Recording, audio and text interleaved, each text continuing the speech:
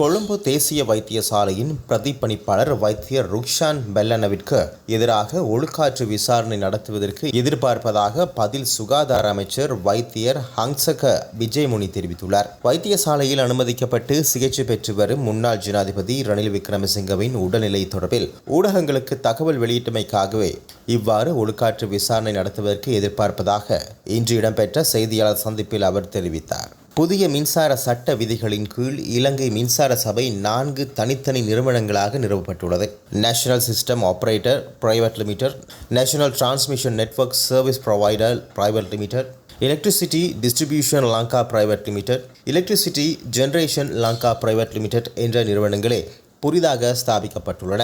இலங்கை மின்சார சபையின் தற்போதைய ஊழியர்கள் தங்கள் விருப்பப்படி 4 நிறுவனங்களில் ஒன்றிற்கு மாறுவதற்கு விண்ணப்பிக்க வாய்ப்பு வழங்கப்படும் என்றும் வலுசக்தி அமைச்சு தெரிவித்துள்ளது. இந்த செயல்முறைக்கு இன்று முதல் 2 மாத கால அவகாசம் வழங்கப்பட்டுள்ளதாகவும் அனைத்து ஊழியர்களுக்கும் உத்தியோகபூர்வமாக அறிவிக்கப்படும் என்றும் தெரிவிக்கப்பட்டுள்ளது.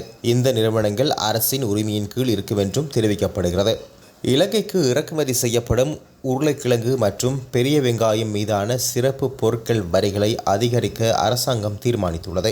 அதன்படி நேற்று முதல் அமலுக்கு வரும் வகையில் உருளைக்கிழங்கு 1 கிலோவிற்கு 60 ரூபாயிலிருந்து 80 ரூபாவாகவும், பெரிய வெங்காயம் 1 கிலோவிற்கு 10 ரூபாயிலிருந்து 50 ரூபாவாகவும் வரி அதிகரிக்கப்பட்டுள்ளதாக நிதியமைச்சு தெரிவித்துள்ளது. தமிழ்நாட்டு மீனவர்கள் கிட்டத்தட்ட ஒரு 800 பேருக்கு மேலே இலங்கை கடற்படையால் தாக்கி அழிக்கப்பட்டிருக்கிறாங்க.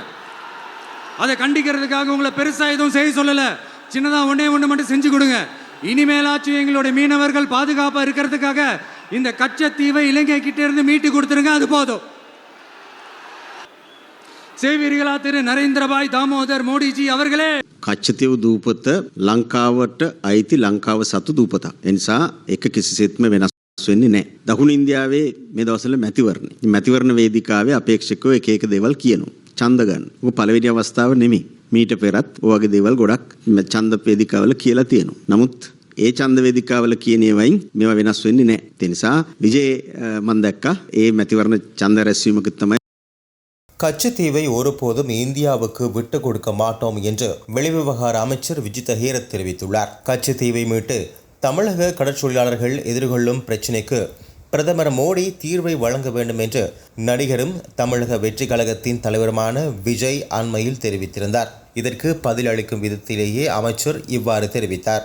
அரசாங்க தகவல் திணைக்களத்தில் இன்று நடைபெற்ற வாராந்த அமைச்சரவை முடிவுகளை அறிவிக்கும் ஊடக சந்திப்பில் இது தொடர்பில் கேள்விகள் கேட்கப்பட்டது. அதனை அடுத்து கருத்து தெரிவித்த அமைச்சர் விஜித ஹேரத், தென்னிந்தியாவில் இது தேர்தல் காலம், இக்காலத்தில் ஒவ்வொருவரும் ஒன்றை கூறுவார்கள், இதை நாம் பொருட்படுத்த தேவையில்லை. அரச மட்டத்தில் உத்தியோகபூர்வமாக எவரும் கருத்து வெளியிட்டிருந்தால் அது குறித்து கவனம் செலுத்தலாம். இருந்தபோதும் கச்சத்தீவை இந்தியாவுக்கு நாம் ஒருபோதும் விட்டுக் கொடுக்க மாட்டோம் என்று அவர் குறிப்பிட்டார். இதுபோன்ற மேலும் செய்திகளுக்காக ரூபம் தொலைக்காட்சியோடு இணைந்திருங்கள். ரூபம் தொலைக்காட்சி செய்திகளுக்காக கொழும்பிலிருந்து கிருஷ்ணா.